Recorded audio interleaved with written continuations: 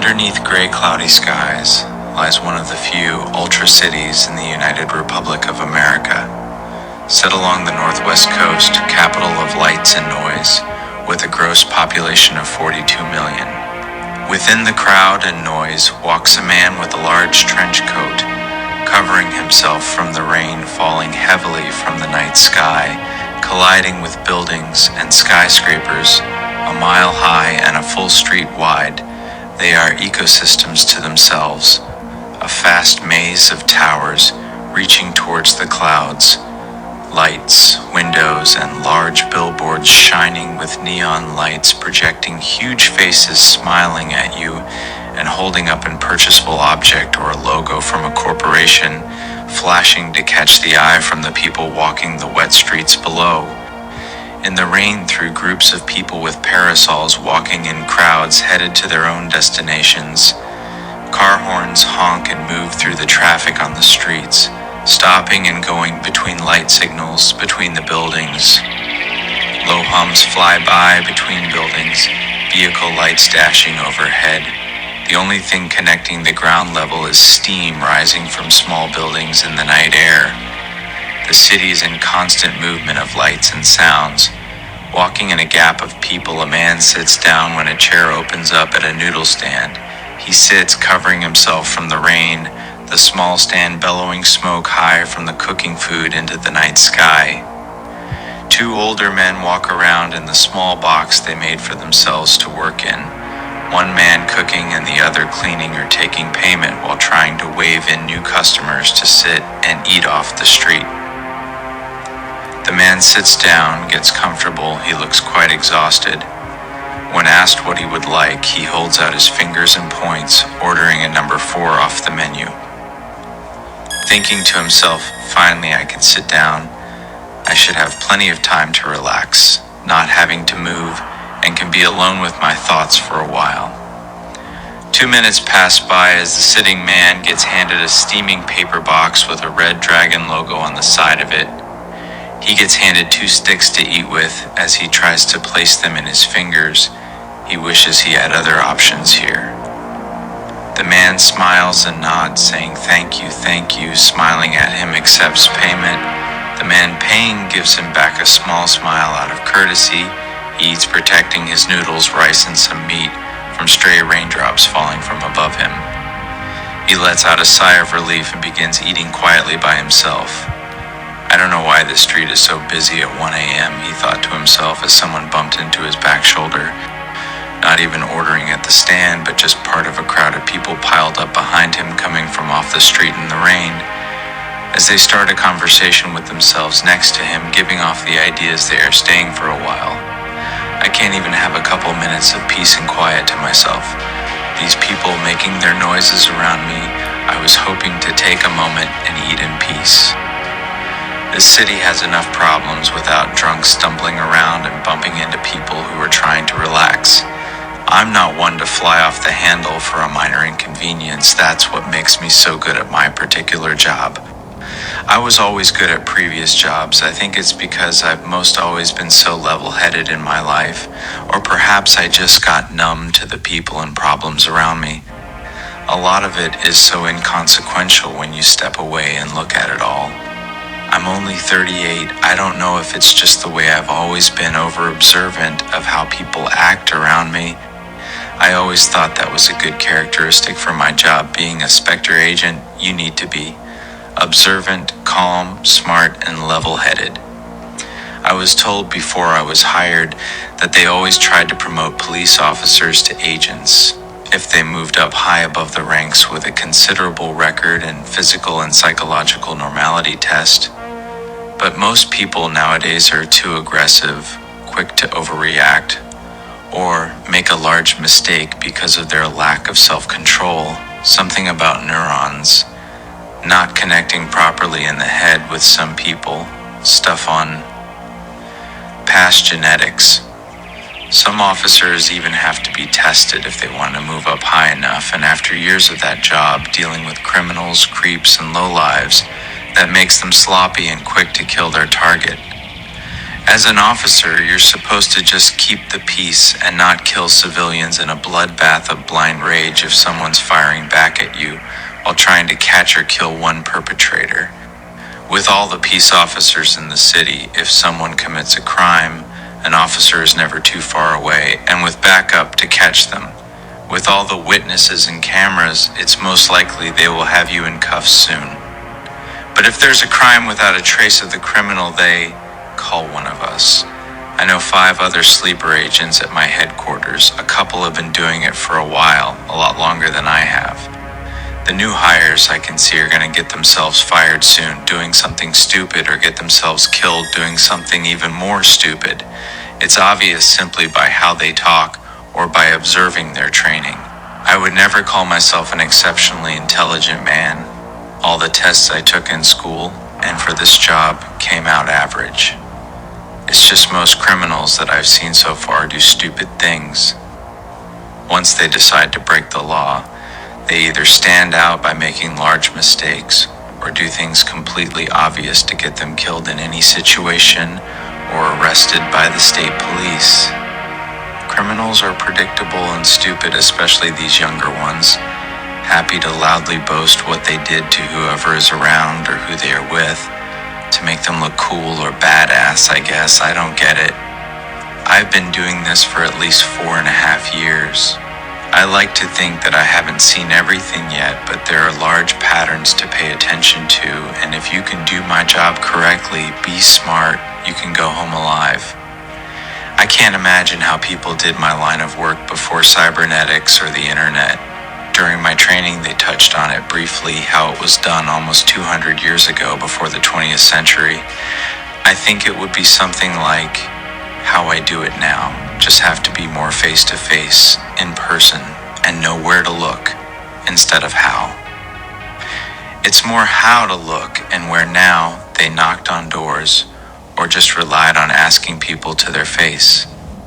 I can imagine a lot of people never got caught. I have my own kind of hardships nowadays in a city this big and with all the cybernetic, body-altering genetics, artificial intelligent robots, and whatever mutations people can get from past exposure to radiation. It's all up to you if you want to try and get away with a crime. It's how much money you got to alter your appearance and change your cybernetics history. It's dangerous, but I've seen people try to implant someone else's past memories to cover up their past or crimes, but in the world we live in now, you would have to change 1,000,000 other things to cover up a large screw-up you did, and no current cybernetics can change that. And who would? When you can just board a ship off-world, if you have that kind of cash anyways. Go on an off-world colony in space or live on one of our other planets or moons in our solar system. It's not like our laws are different on them. You can buy yourself some time, no one would be currently pursuing you on them. But if it's not me hunting you down, it's another Spector. If you don't commit another crime in front of an officer first, they don't ask me to go off-world and terminate or apprehend any fugitives. I would just be stepping on someone else's job. They do allow me in pursuit to follow off-world. I'm usually not that sloppy and never had a situation get that close. I've personally never been off-world. The space colonies look better than the planets we have colonized. There it's 90% all underground with mile-high cities with lights giving off vitamin D. Not super ideal for some, but that's what you get for being the first to start colonizing off-world. You become a test run. The test run for everything. How to keep people healthy, fed, maintain clean air and water, which I hear you can farm in space. I hear they have large domes with the animals they've taken for food. On the planets, everything needs to have a use or multiple uses for it. They have the domes that catch the methane from the animals and use that or the fat and make soap and recycle trash to make roads.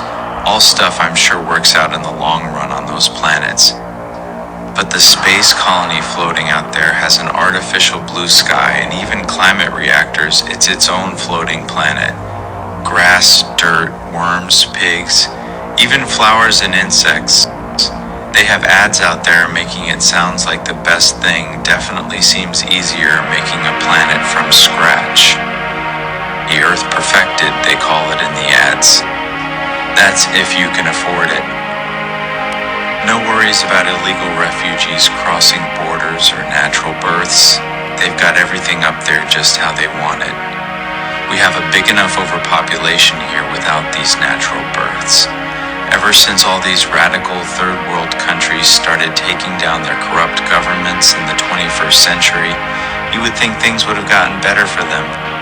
But no, it started around 90 years ago, all from who knows what, political unrest, cultural differences, overpopulation, which I'm sure was just a snowball effect for the outcome. The people who were later put in charge to replace the last leaders then became corrupt themselves. Big shock. I even heard stories that people high up didn't have plans past 50 years or even 20 after they took over, just a way of keeping them comfortable, in power and rich. All the people ruined their whole country, sold all their resources, which left nothing left for the larger populations. Basically stripped their own country clean and then started wars for more, and after your country gets bombed to shit with radioactive bombs and bioweapons from your own people in other countries, you start wars, depleting and destroying any and all natural resources and all animal life around. And when you can't market from your own country, it makes all these angry dumb idiots more angry, looking for someone else to blame for all their downfalls. Then they move on to the next place. They call themselves refugees and go on to the next country like locusts. Then all these rich political leaders who I've never seen a crime that wasn't on their newsfeed let millions of people in their country and expect hand-holding and smiles. After only a few generations, these people took over political positions and outbred the former population, then changed to laws to find or arrest anyone fighting back. Then after bringing their hate, anger, lack of personal space or care of their neighbor or the care of the planet they live on and destroyed the next country they're in, quicker than the last. I remember my parents talking about how they were only children when the European economy fell. England, France, and a few other countries kept taking in refugees, and these people made the same choices they made in the last countries they were in. Just like clockwork, people protested, governments didn't care, and the whole kingdom fell around them as people scratched and clawed, tearing everything down from the ground up. That's when the bigger countries came together and started the Lock Ordinance. It was every country for themselves, closed borders. Nobody gets in. Nobody gets out. It started with Russia after that, Japan. Then other countries were smart enough to do it. From what I read, America barely did it in time. Refugees trying to pour in everywhere, bringing every hate-filled ideology with them with open hands. One hand opened asking for aid, and with a rock behind their backs with the other. My parents told me the United States almost collapsed. Between all that craziness with all the nuclear bombs and terrorist attacks, that became the go-to. You blow up a building, killing hundreds, or burn down thousands of acres of forest, or release a biological weapon in a major city to get your message around that you are full of hate, or hate that person or this government or corporation, or just hate another religion. A large chunk of the world was wiped out of existence because some assholes or groups of assholes felt that was the way to make the world a better place. Now half of the planet is unlivable, shrouded in radioactive dust that plumes miles high. Dead dirt deserts holding no life, not even insects for thousands of miles. They still talk about what happened in Colorado, one of the largest terrorist attacks in Republic of United States history. After that, the population was moved to super cities. They talked about having lots of jobs, food, fresh air, clean water, so the masses moved to the coasts. The middle of the country now uninhabitable and unprotected from the government. I think there's 4 or 5 super cities in the United States. Before it joined the Lock Ordinance, the United States took land from Canada and Mexico through annexation and the northern part of South America. From what I heard, Canada was taken fast. They had their large share of ecological problems, large-scale forest fires, terrorist attacks from bringing in millions of people from the Middle East after their continent became uninhabitable. I'm sure America would have taken more land south, but when they took over, they pushed out the native inhabitants further down South America. I think there's a super city down there, but they have such a large population, probably from people seeking to get inside. They built a large wall and a kill zone of a few miles between the city and the land they don't own, south of the city. But that's not my problem. I'm sure there's pockets of towns and cities here and there, but they never get on the news to tell us how they are doing with crime or growth. Exciting times the 21st century was. Worldwide diseases killing large portions of animals, poisoning our food stock. When I was a kid, they talked about how the honeybees died from all the poisons they put in our food, meant to kill off insects that were nuisance to farms. Then larger animals went completely extinct. Crazy times. 22nd century is a lot calmer. People like to call it the slow death of our species.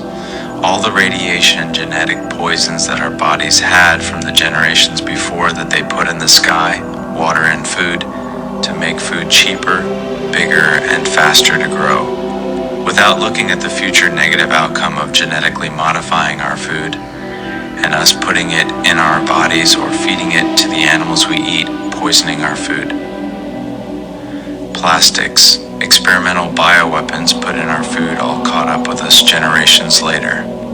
You can see how most people aren't quite right in the head now, pulling out a knife for someone bumping their shoulder while walking down the street. Or killing someone because their car crashed into theirs. Most people don't think 2 minutes after something happens when in a blind instant they lose their mind with rage. I don't know what portion of these people are even citizens or natural births. People born in a hospital who get registered can get to vote, get free health care. When you're old enough, if both you are both citizens, after some paperwork, you can apply for approval to have a child of your own. My wife and I have been talking about having a kid lately. She's a bit younger than me. I'm not too old to have a kid, just in my line of work. If I get dumb and sloppy, kid's not gonna have a father. But as long as I stay smart and do my job, well, I should be fine. We never wanted kids before, but after I got this job, we moved to a better building. No blackouts, no police raids. The money is a lot better. If there was a middle class, I would say we definitely would be in it. She got a new job at a school. I think it was being around all those children. She decided she wanted us to have one of our own. Every time she asks me about it, I get quiet, we talk, and I bring up a few questions and talk about it, but I never give her the answers she wants. I might surprise her soon with the paperwork, then we can get started on that. I'm sure she'll be tickled pink about the idea. A man bumps into the back of my shoulder, really leaning into me this time. I keep my cool, turn my head, tap on his shoulder politely. He turns, I flash my badge. His face drops from laughing at his friend's joke, probably half drunk to see his future flash before his eyes at that moment. I simply say to him, "Can you be more careful? I'm trying to eat and you bumped into me." His whole group apologizes in a worried manner and they leave. I make it a point to show everyone around, holding my badge up high. I take it out from inside of my coat's thick pocket, where it was resting against the left side of my chest. It gets quiet as everyone turns their heads to me and I sit back down, continuing to eat. This job definitely has its perks compared to my last job. Before this, I worked in one of the underground warehouses. Just an average job, go down to the tunnel, get on my train, it moves 2 miles down. There's not enough room on the surfaces for miles of buildings for people to work with all the structures, buildings, apartments, and offices on the surface. This was basic work. I always had a good attitude about working and was never late. I never could understand how some people mess up their life so easily. You know how long it takes you to get to work, especially if you've been there before. I've seen guys come in 10, 20 minutes late every day until they got fired. It's always the same distance you came from. So I came in, took the train, put on my gloves, clocked in. It was a simple job. No wonder why they hire so much. There are a lot of homeless and beggars in the streets. I've never known any level-headed person myself having a problem finding a job in this city. Always had tons of work, always lots to do with the never-ending expansion of this city. Some people are just wired differently. My job was not that hard. I did it for 8 years myself. You just put pieces together, read the schematics. They change the jobs now and then. You got your parts. It was a simple job. Put it together in an orderly time, move on to the next order. There wasn't a lot of talking while you were working. Everyone had their cybernetics to listen to something while you worked, or even watch something, as long as you pay attention to your work and do your job well and didn't make mistakes, finished in a good time. It's a simple, fine-paying job. I can't imagine how people did something like this without cybernetics. Working a 12-hour shift, just staring at the same thing 5 or 6 days a week.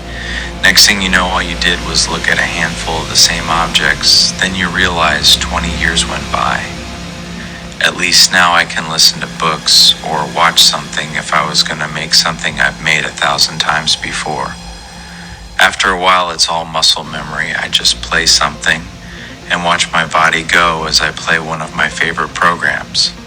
It was good work. Pay was fine. The corporation I worked for even gave lodging to people who signed a package. You put yourself in a little debt to them. They give you a room, more like a closet, but it's got a bed, sink, mirror, and drawers. A place to sleep that's warm and safe and dry. Even provided food out of vending machines placed inside the walls. If you've got money for it, I've eaten from it now and then. Those machines charge almost twice as much as the food you can get on the surface. But if you don't bring your food underground, what are you going to eat if you're hungry? One day, this guy who's only been there a couple of weeks wanted to take one of my tools because he couldn't find his. I told him, now if he wants to borrow mine, he can wait to borrow it and he can sign for it, but I'm using it now. He did not like that response and started to try to pick a fight with me. I remained calm as I always do in most situations. If this guy touched me, he would lose his job and security would come and beat him with nightsticks. One of the last things corporations like to see is some assholes stopping other people from working and potentially damaging their equipment or product. I explained to him exactly what's going to happen. I don't think he was listening, but luckily then one of the guards happened to make a pass by a window. I raised my hand signaling him to come here. The guard turned, saw what happened. We had to file a report. The next day the guy never showed up. But my boss at the time saw how I handled the situation. He pulled me in his office, told me he had seen situations like that many other times. One guy points, the other guy points back, then the yelling, then the fighting starts. He was super impressed how I kept a level head in that situation.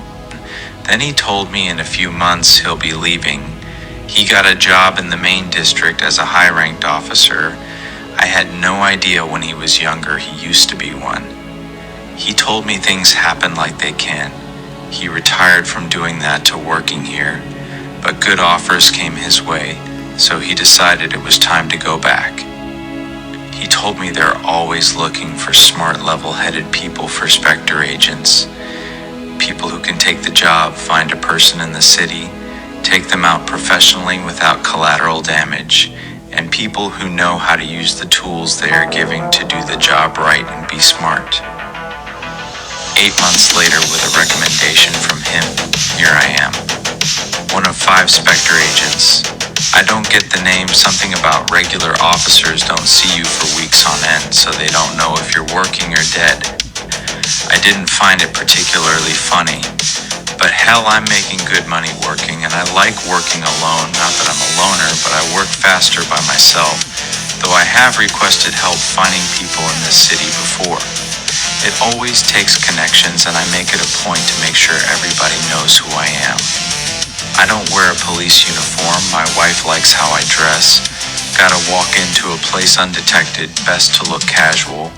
I normally have my black colored shirt, blue tie, with my vest, dark pants, and of course my trench coat. I like how I dress. As well, I look unexpected, but I won't get turned away entering a high established building.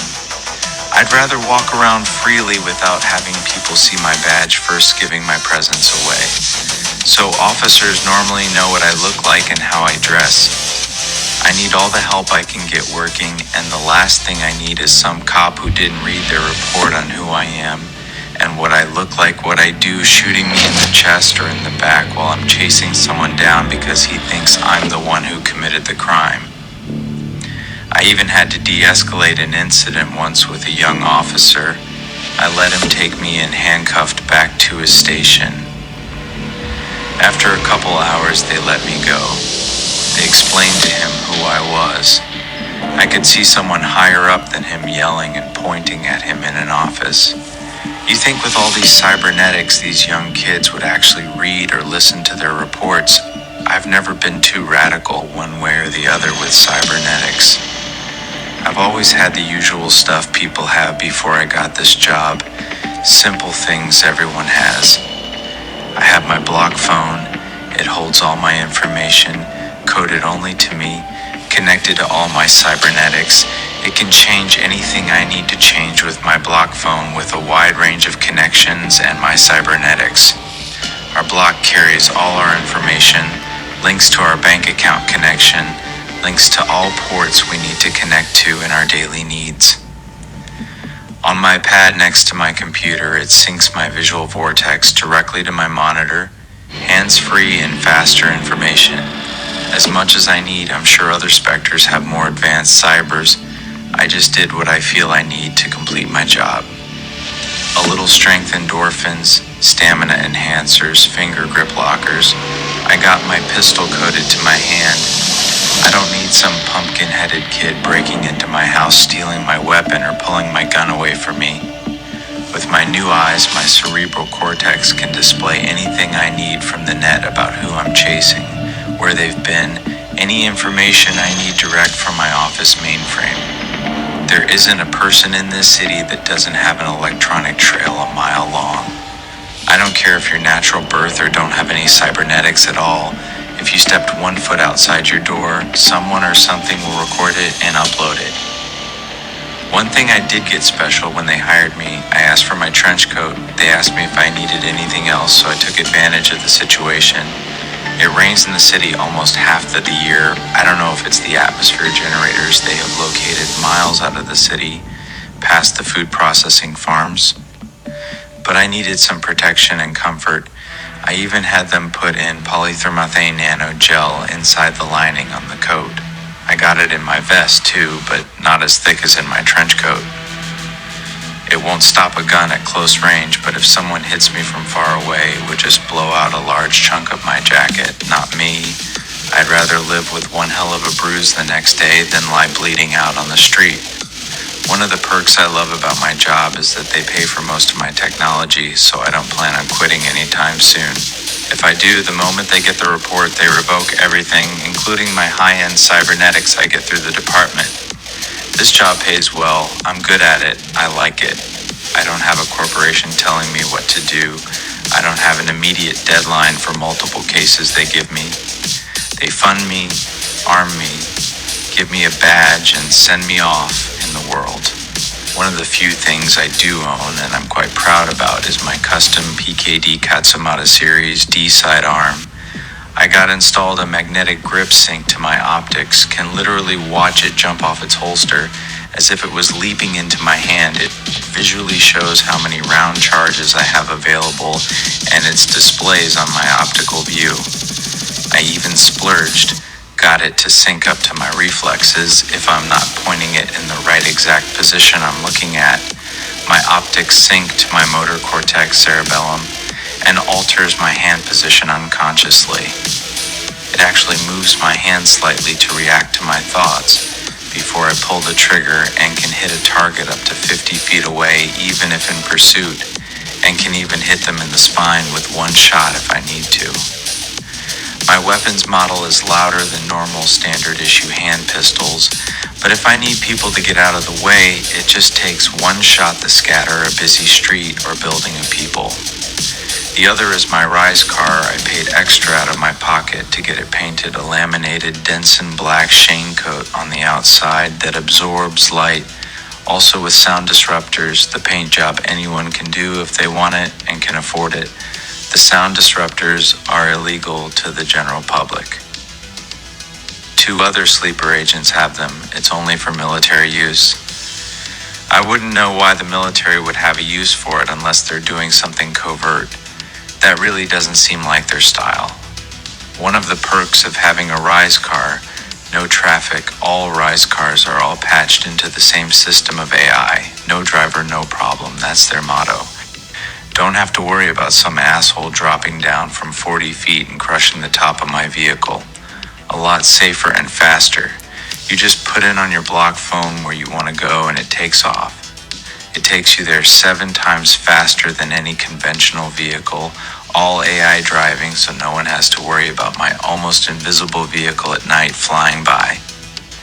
Doesn't matter to the AI being unnoticed from another car when I'm in quiet pursuit. The only thing anyone would have to worry about is some idiot firing into the sky, which happens every now and then you see on the news.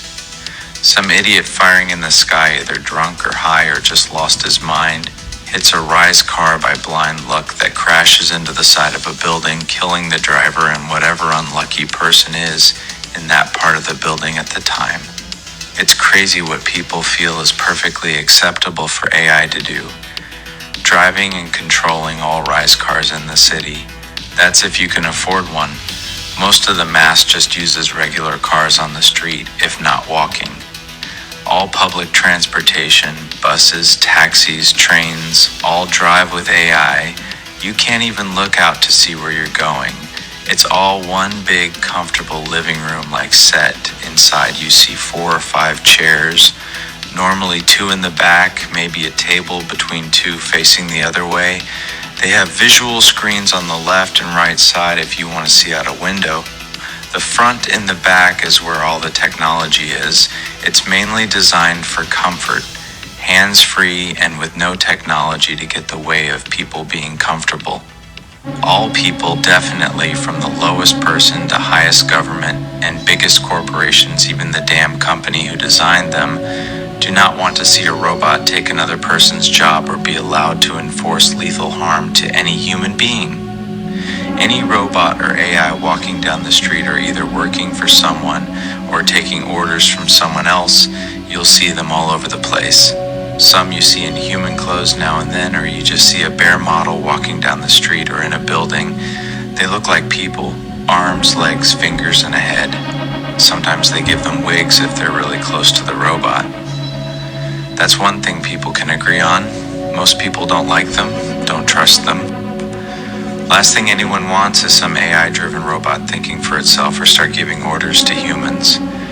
With all the laws out there, robots can and can't do, but that's the problem with people. Give them 100 laws on one thing and they still break them all. They'll go inside of it and change its programming and have an AI break every law out there. They tell you that robots have to follow the 3 laws. They can't kill anyone or themselves, but a few hours illegally tinkering with their insides, you can have them strangle your neighbor down the hall without a hint of hesitation, as if they were given orders to do your laundry. Another part of my job is to put down any rogue robots that break the law. If you see any robot walking down the street carrying more than a bag of groceries or a shovel, that's enough terms to put it down and fine or arrest its owner. Even GTN, the corporation who manufactures, designs, and sells these robots with AI, all agree that with all the laws that are in place from the government and other corporations, have agreed to deals all around. For these machines, anytime I had to chase one down, it's always predictable. I noticed that between the minds of humans and the minds of AI robots, humans don't like change. They fight for what they think is theirs. They'll stand their ground. Try to kill me when I come looking for them. Robots will run. Every time you have to chase them down, they don't want to die, or whatever they call death. I think it's a little admirable watching something fight for its life. Gives it a touch of humanity. I don't know if that was programmed or just a thought of knowing your demise, trying to live as long as possible.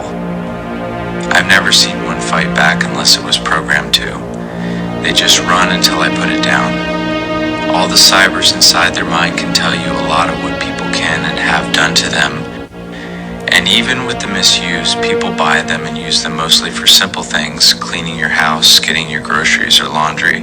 That's what they are made for, happy to help, that's GTN motto. The sound of the city quiets down, the man thinks about what time it is and the time displays at the bottom corner of his eye. He can see the time flash in from his optical implant perfectly in his eyes, 1:45 a.m. Wednesday, October 10th, 2110. There's still a small crowd of people walking around on the street behind me. If there wasn't the sound of people walking and cars everywhere at this time of night, that would be more startling. The slow hum of a vehicle taking off fills the air quietly from a distance. You can see some spotlight from a Rise car go over the noodle shop. He is still sitting in his chair. To his right is an empty seat. There's been at least 4 people to his right coming and going in the night. He takes out his second badge. He keeps on his belt. He places it on the left side to the empty chair and leaves it on the table. Maybe that'll keep someone from sitting down next to me, giving his elbows some room to breathe. The grinning man in the noodle shop sets down a carbonated drink in front of him. He places his blocked phone on the pad, paying for his order. Last one tonight, he thinks to himself. If I drink more of these, I'll never go to sleep when I get home. Large sounds of young people fill the street as they turn a corner towards the noodle shop. Everyone turns their heads staring, other than him and the men working in the noodle shop. The man turns to see what everyone's looking at. It's a large group of 20-something men and women talking and laughing, dressed like they got out of a club. Scantily dressed girls stumble down the street, some being held up by other girls or men. He thinks to himself, everyone looks drunk. The clubs must have closed. He looks at the shop owner. He's still not looking, focusing on his cooking or cleaning. He must see that every night. He's the only one here that's not impressed with it. He wonders if it's like this on the other colonies. Are there planets or even other solar systems with people doing the day-to-day? Every now and then you hear on the news that our government is sending ships past our solar system, crusaders of life, seeding the galaxy. They want to call it putting our kind on every part of space that we can get our feet on. Like a virus spreading, but I'm sure there's good intentions in it.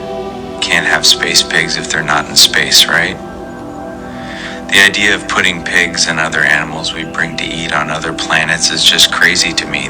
They never say anything about finding life out there other than microscopic specks of life that do nothing but grow and multiply. You would think the whole purpose of existing is to be a disease, something out there to live and spread from one planet to another. Anytime I thought about looking up strange stuff from beyond the stars or hearing about what our government has found, I always hear strange things. I heard once our government landed on a planet far off in another galaxy. They did finally find intelligent life. You would think that would be a grand achievement for both civilizations, what we can learn from each other.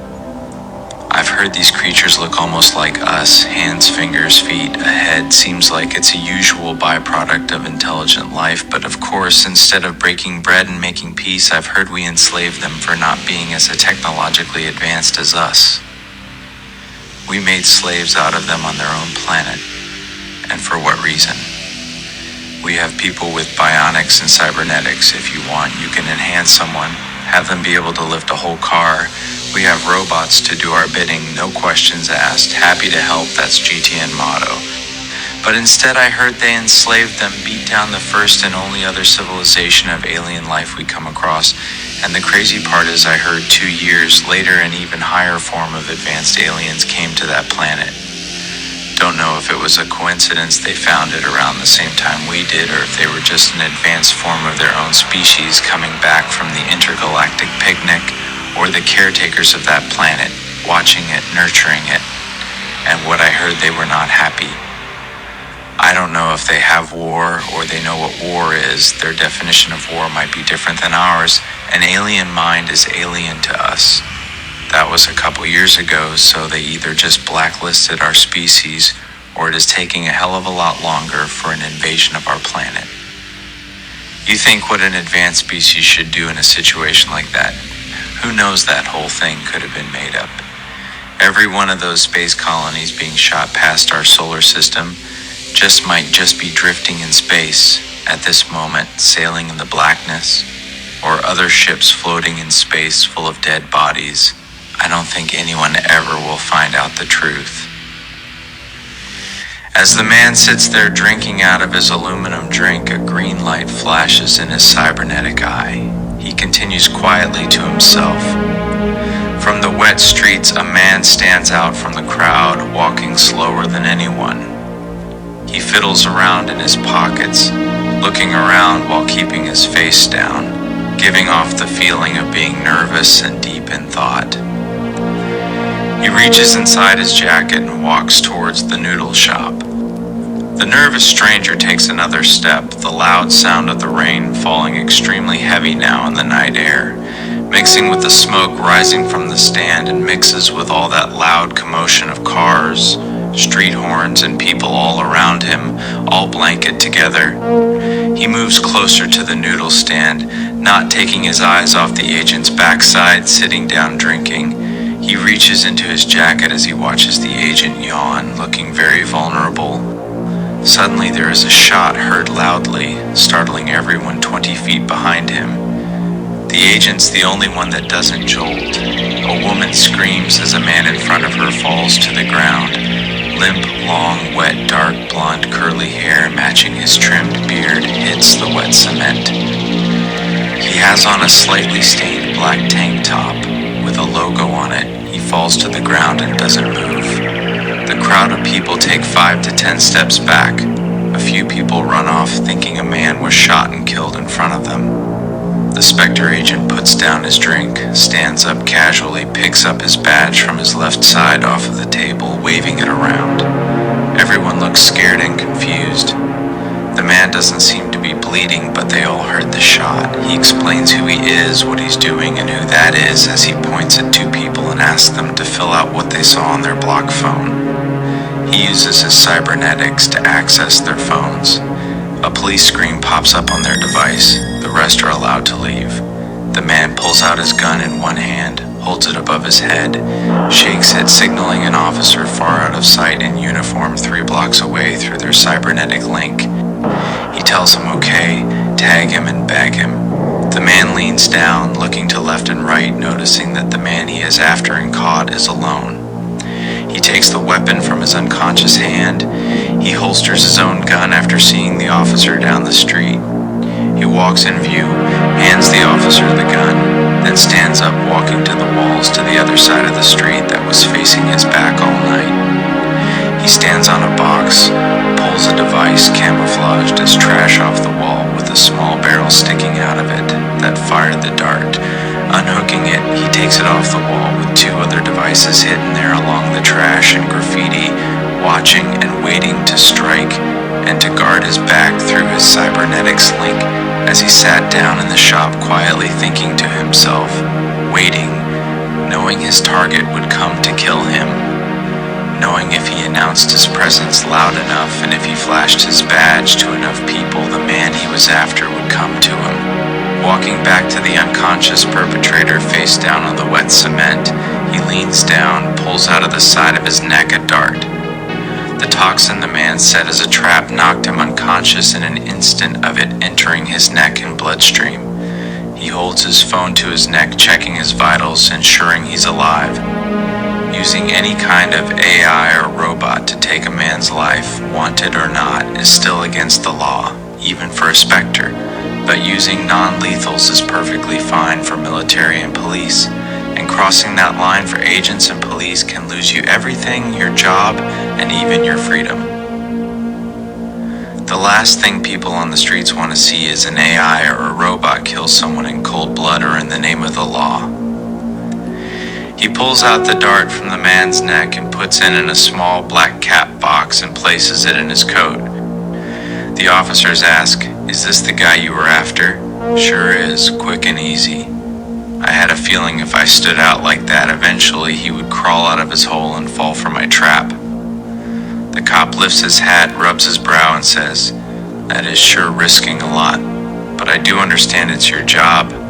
But I wouldn't ever have thought of an idea like that, but that's why they pay you guys to do the job," he says as he handcuffs the man's arms and legs, scanning his cybernetics, putting him in full cyber lock. Police drones hang in the air above them, flashing red and blue lights in the rain, keeping people from walking too close as the officer waits for a car to come pick them up. The officer says, "He's not going anywhere. If you need to leave, I know it's late." The Spector agent adjusts his long big coat, covering the back of his neck with his collar, holding it tight around himself with his hands in his pockets, keeping his chest and legs dry. "No, I'm gonna finish my drink before I head out.